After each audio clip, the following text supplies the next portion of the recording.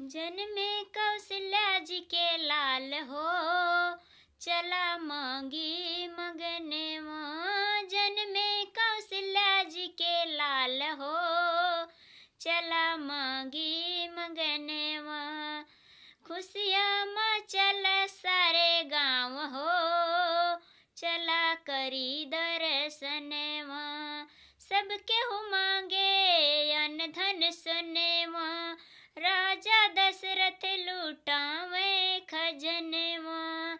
सबके हो मांगे अन्न धन सोने माँ, राजा दशरथ लूटावे खजने माँ।